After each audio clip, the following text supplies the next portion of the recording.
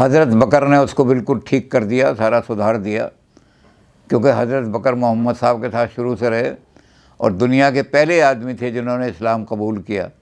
औरतों में खदीजा बेगम, पुरुषों में अबू बकर, छोटी उम्र के लड़कों में हज़रत अली, और दास लोग जो कितने ग़ुलाम नौकर लोग जो थे उनमें ज़ैद। ये 4 आदमी ने दुनिया में सबसे पहले इस्लाम स्वीकार किया था। तो हज़रत अबू बकर मोहम्मद साहब के बहुत साथ रहते थे, इसलिए उन्होंने सबको ठीक ठाक करके और अपना सारा कर दिया। अब जब मोहम्मद साहब की वफ़ात हुई तो मोहम्मद साहब ने कहीं भी किसी के नाम भी वसीयत नहीं की। पहले तो उन्होंने कहा कि चूँकि मोहम्मद साहब ने वसीयत नहीं की इसलिए मोहम्मद साहब कुरान दे गए, इसको पढ़ते रहो। लेकिन जो मुसलमान थे उन्होंने कहा अगर हम भटक जाएंगे तो हमें रास्ता कौन दिखाएगा, इसलिए कोई ना कोई मोहम्मद साहब की गद्दी पर बैठना चाहिए जो दुनिया के मुसलमानों को, जो इमाम होगा, इमाम माने लीडर, जो दुनिया के लोगों का धार्मिक लीडर होगा और हमें सही रास्ते पर लाना चाहिए। इसलिए कोई ना कोई आदमी मोहम्मद साहब की गद्दी पर बैठना चाहिए। अब इसमें 2 तरह के आदमी आ गए।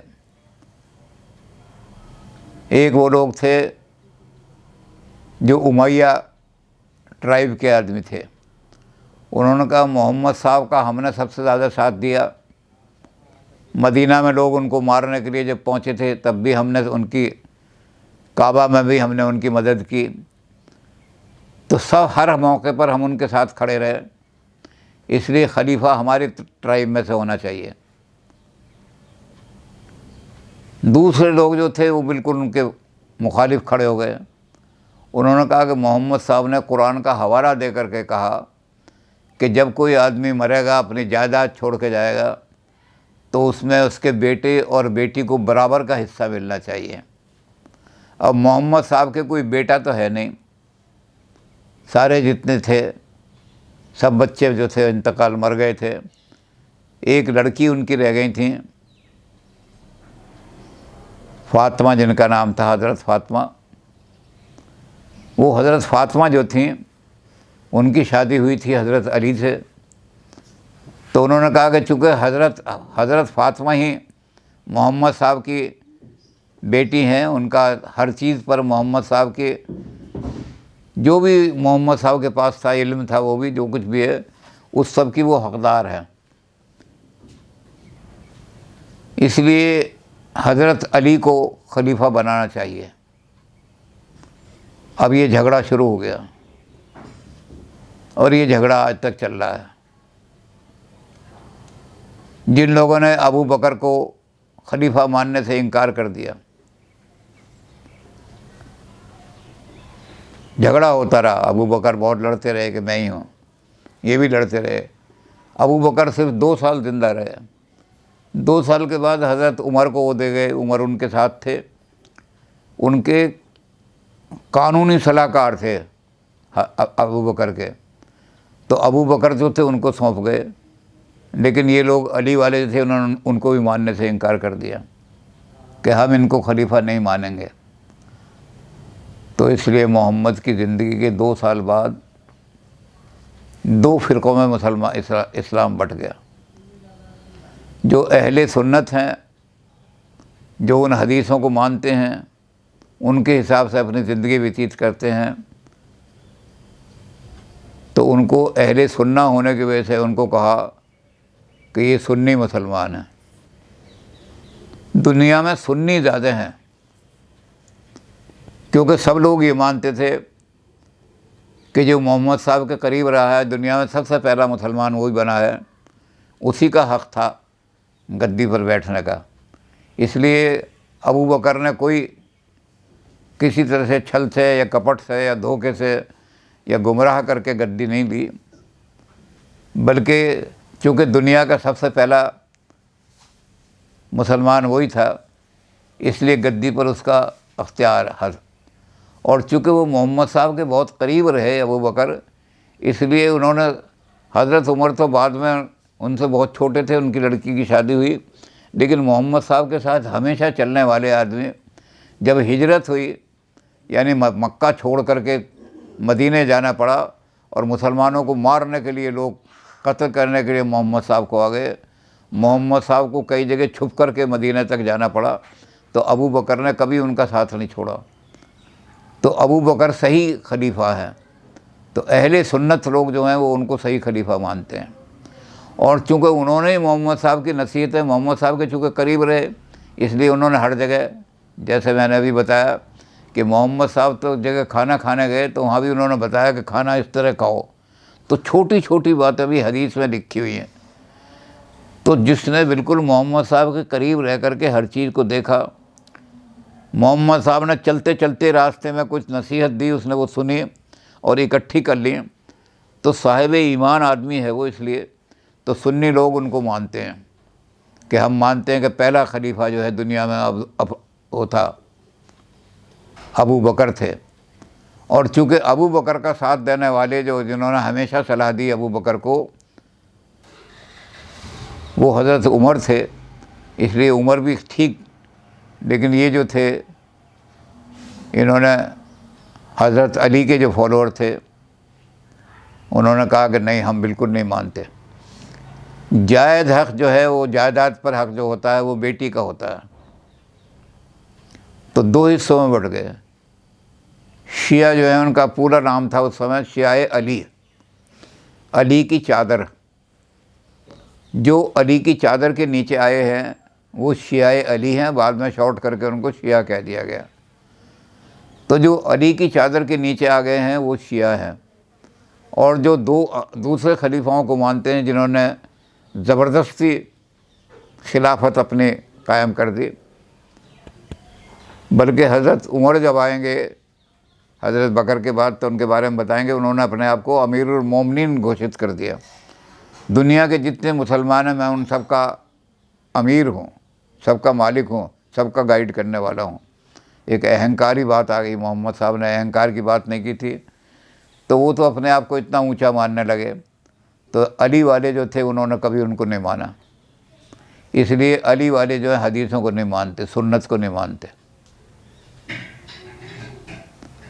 शिया लोग उन मस्जिदों में नमाज भी नहीं पढ़ने जाते जो सुन्नियों की नमाज़ हैं, क्योंकि वहाँ सुन्नियों ने जो तरीके बनाए हुए हैं, अहले सुन्नत ने, वो उन हदीसों के हिसाब से बनाए हुए हैं।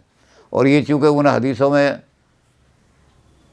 विश्वास नहीं रखते, उनको कहते हैं इन्होंने अपनी तरफ से उल्टी सीधी चीज़ें बना ली हैं, तो इसलिए उनकी मस्जिदों में नमाज़ पढ़ने नहीं जाते। ये इमाम बाड़ों में नमाज़ पढ़ते हैं। तो शिया में और सुन्नियों में बेसिक डिफरेंस बिल्कुल नहीं है। ज़रा सी चीज़ से भी जो फंडामेंटल्स हैं इस्लाम के जो हमने बताए देखे थे कि जो आर्टिकल्स ऑफ फेथ हैं, फरिश्तों में यकीन रखो, जो दूसरे पैगंबर अब तक आए हैं सारे, हज़रत इब्राहीम से लेकर के हज़रत इस्माइल हैं, दाऊद हैं, सुलेमान हैं, याकूब हैं, मूसा हैं, ईसा मसीह हैं, इनमें सब में विश्वास करते हैं कि सारे पैगंबर जो थे इनमें कोई भी झूठा पैगंबर नहीं है।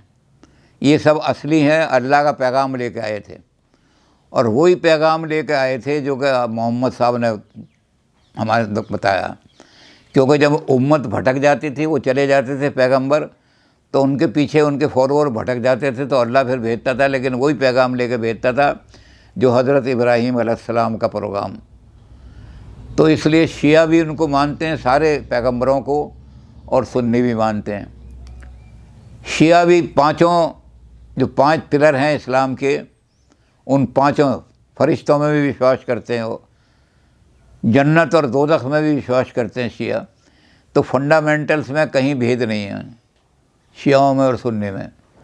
5 जो पिलर हैं इस्लाम के, उनमें 5 में विश्वास करते हैं, वो 5 में विश्वास करते हैं, इसलिए कहीं इसमें भेद सिर्फ इस पर आता है, शरीयत पर भेद आता है, जिसको हम सुन्नत कहते हैं या हदीस कहते हैं। हदीस पर भेद आ जाता है कि जो शिया लोग हैं वो हज़रत अबू बकर की और हज़रत उमर की जो शरीयत के कानून हैं, कवानीन बनाए हैं, जो हदीस हैं इनकी, उनको बिल्कुल गलत मानते हैं। कहते हैं ये उन्होंने अपनी तरफ से बहुत सारी चीज़ें इसमें घुसा दी हैं जो पता नहीं मोहम्मद साहब ने उनको बताई थी या नहीं बताई थी।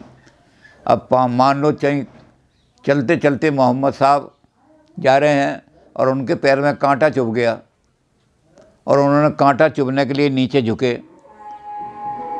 तो इन्होंने मोहम्मद साहब की उस ज़िंदगी को भी पता नहीं क्या मान लिया कि मोहम्मद साहब कहाँ झुके थे, और इसलिए जब चलो तो जब फलां जगह पहुँचो तो वहाँ झुक कर के इस तरह पैर छुओ। तो ऐसी बहुत सारी चीज़ें क्या पता इन्होंने झूठी लगा दी हों, झूठी घुसा दी हों। इसलिए हम इनकी शरीयत को नहीं मानते, क्योंकि ये खलीफा के अधिकारी नहीं है खिलाफत के। तो इन्होंने इतना अंतर है कि ये उनको नहीं मानते सुन्नत को। तो हज़रत अली ने जो इनको रास्ता दिखाया वो बहुत लिबरल है, वो कठोर नहीं है। इन्होंने चूँकि एक एक चीज़ की, अब जैसे इन्होंने कर दिया कि कोई औरत जो है वो अपने जिस्म को किसी पर पुरुष के सामने नहीं खोलेगी। शियाओं ने थोड़ा लिबरल कर दिया। शियाओं की औरतें जो हैं वो पर्दा भी हटा देती हैं, पढ़ती भी हैं, तालीम भी हासिल करती हैं। तो शिया लोगों ने कुछ लिबरल कर दिया थोड़ा सा। और लिबरल करने के लिए उन्होंने क्या किया कि जब इन्होंने कहा कि ये हमारे कानून को नहीं मान रहे, हदीस को, इनको मस्जिदों में नहीं आने देंगे, तो उन्होंने मस्जिद की बजाय इमाम जो होता है, इमाम mean the leader, religious leader, जो हज़रत अली के मानने वाले हैं उनको रिलीजियस लीडर मान करके, और उनका ये हमारा तो इमाम बाड़ा।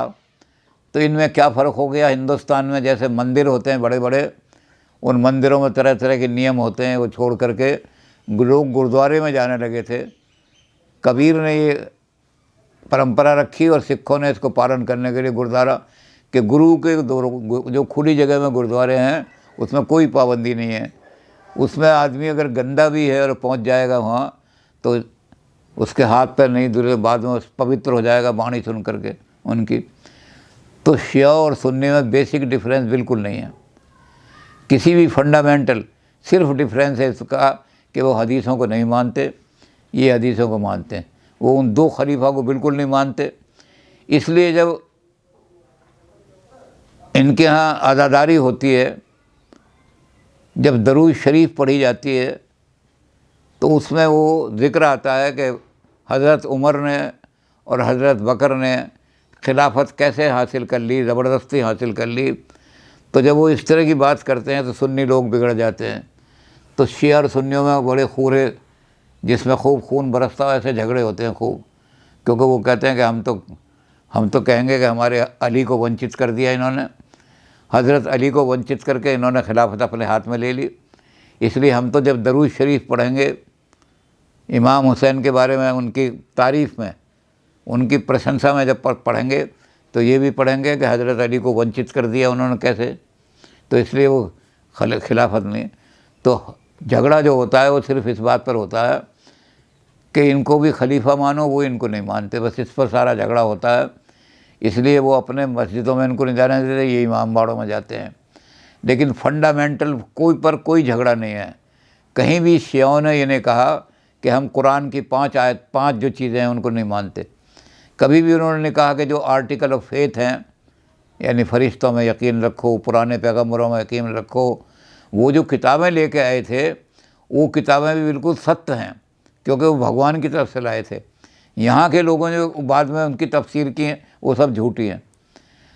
तो हम इस बात पर शिया भी विश्वास करते हैं कि ज़बूर, इंजील, तोरा, ये जो नाजिल हुई भगवान की तरफ से, ये सच्ची किताबें थीं, कोई भी किताब झूठी नहीं है। तो इन्होंने एतकाद इन पर सब पर किया। तो हम ये कह सकते हैं कि इस्लाम में दोनों के दोनों जो हैं वो फंडामेंटल्स में बिल्कुल दोनों मानते हैं, शिया और सुन्नी।